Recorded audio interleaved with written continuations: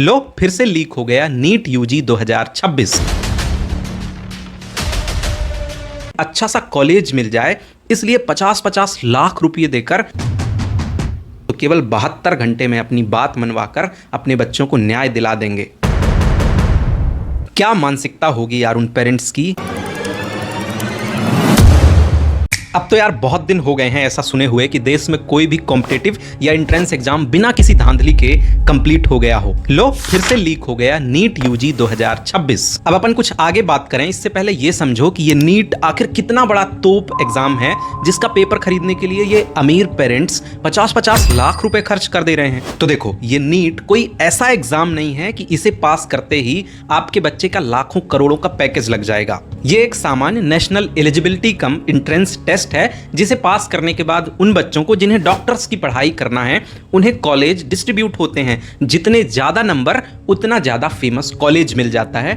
बस इतना सा मतलब है इस नीट यूजी एग्जाम का। अब आप उन हरामखोर पेरेंट्स की गंदी मानसिकता देखो कि जिनके बच्चे 11वीं 12वीं में हैं उन्हें अच्छा सा कॉलेज मिल जाए इसलिए 50-50 लाख रुपए देकर क्वेश्चन पेपर को पहले ही खरीद कर अपने बच्चों को देते हैं और बोलते हैं कि ले इसे पढ़ ले और फिर एग्जाम के दिन जाकर सारे सवाल सही करके टॉप मार देना। क्या मानसिकता होगी यार उन पेरेंट्स की। वो लोग अपने बच्चों को आखिर क्या दे रहे हैं 50-50 लाख रुपए के पेपर खरीद के। अरे इतना ही पैसा है तो फिर सरकारी कॉलेज में क्यों भेज रहे हो, कोई अस्पताल खुलवा दो। वैसे भी जो डेटा है वो कहता है कि एक डॉक्टर से ज्यादा पैसे अस्पताल का मालिक कमाता है, तो आप उसे अस्पताल का मालिक बना दो ना।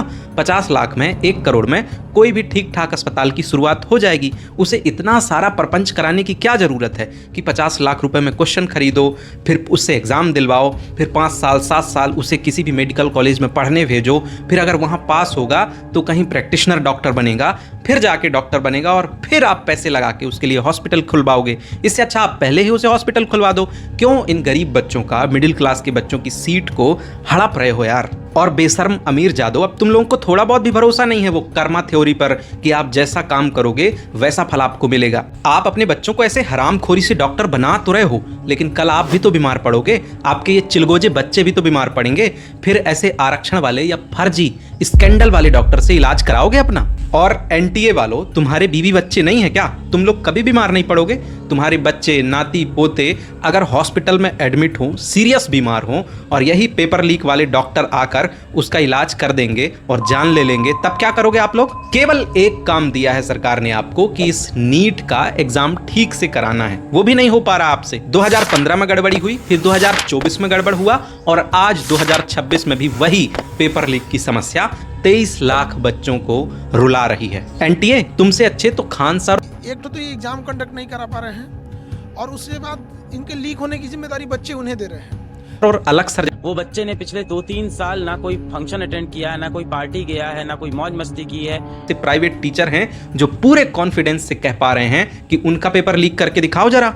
यार एनटीए के बूढ़े बुजुर्ग अधिकारियों, इतने ही पैसे की भूख है ना तो कहीं और स्कैंडल कर लो, कहीं और डांका डाल लो। इन छोटे बच्चों की नींव रखी जा रही है एक ऐसे पेशे में जाने की जिसकी तुलना भगवान से, ईश्वर से की जा रही है और उनकी ही शुरुआत में तुम लोग ये खरीद फरोख्त करके क्या ही कमा लोगे यार। शर्म करो, शर्म, धिक्कार है तुम लोगों पर। अब अगर लीगल ग्राउंड्स की बात करें तो खान सर और अलग सर जैसे फेमस टीचर कह रहे हैं कि दोषियों को पकड़कर कम से कम फांसी की सजा दी जाए। तो बात करते हैं कि क्या इन्हें फांसी हो सकती है। तो ऐसे 2 रास्ते हैं जिससे पेपर लीक के आरोपियों को सच में फांसी दी जा सकती है। पहला रास्ता तो ये है कि कोर्ट में अच्छे वकीलों की मदद से इसे प्रूफ कर दिया जाए कि ये case rarest of the rare में शामिल हो रहा है। अगर हम लोगों ने ऐसा कर लिया तो किसी भी जज साहब को बड़ी सहूलियत होगी इन आरोपियों को फांसी की सजा सुनाने में। दूसरा उपाय है कि अगर संसद में विधेयक पारित करके सरकार कानून में ही लिख दे कि किसी भी कंपटीशन या एंट्रेंस एग्जाम के पेपर अगर लीक हुए तो दोषियों को फांसी की सजा होगी,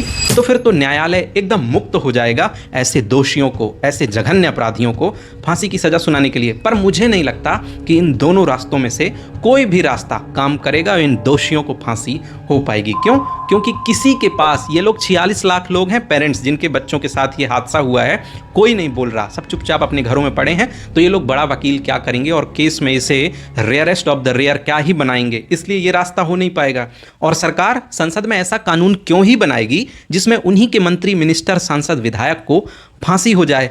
हर नेता योगी आदित्यनाथ थोड़ी ना है कि बिना जाति धर्म पार्टी देखे दोषी का आरोपी का पुलिस कार्यवाही करा दे। अब थोड़ी बात करते हैं उन 23 लाख बच्चों के पेरेंट्स से। सुनो, ये जो आप आज एग्जाम दिला रहे हो ना अपने बच्चों को, 2015 में इसी एग्जाम में 6 लाख बच्चे बैठे थे और आज 26 में ये लोग बढ़कर 23 लाख बच्चे हो गए हैं। ऐसा क्यों कर रहे हो? सबको डॉक्टर ही बना दोगे क्या? फिर वही हाल हो जाएगा जो आज इंजीनियर्स का हो गया है। 3-3 हजार की नौकरी करते हैं बीटेक कंप्लीट किए हुए लड़के।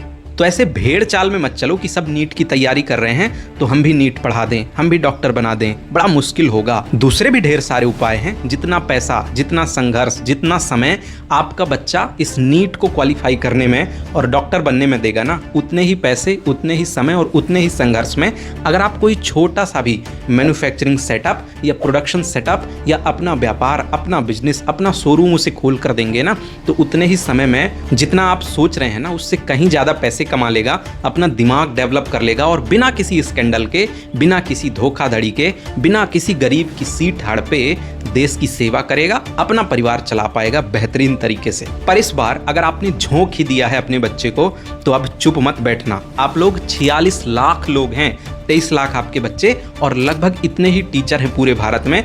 कुल मिलाकर ये संख्या 1 करोड़ हो रही है। आप लोग अगर किसी भी दफ्तर के सामने, किसी भी विधानसभा के सामने, संसद के सामने कहीं भी अगर बैठेंगे ना, तो केवल 72 घंटे में अपनी बात मनवाकर अपने बच्चों को न्याय दिला देंगे। तो अगर आप अपने जिगर के टुकड़ों से सच में प्यार करते हो तो 1-2 दिन की छुट्टी ले लो, बैठ जाओ बच्चों को लेके कहीं भी, किसी भी सांसद, विधायक, मंत्री, प्रधानमंत्री के घर के सामने और दिला दो अपने बच्चों को न्याय। और अभी तक मैंने एक भी वीडियो सरकार के डायरेक्ट खिलाफ नहीं बनाया है, लेकिन इस वीडियो के आखिर में सरकार को चेतावनी है। इन छोटे बच्चों को सही समय पर सही न्याय दिलाना आपकी जिम्मेदारी है, वरना 2028 में चुनाव है और तब तक ये बच्चे वोट डालने के काबिल भी हो जाएंगे। ये लोग अपना न्याय खुद कर लेंगे। ध्यान रखना। जय हिंद।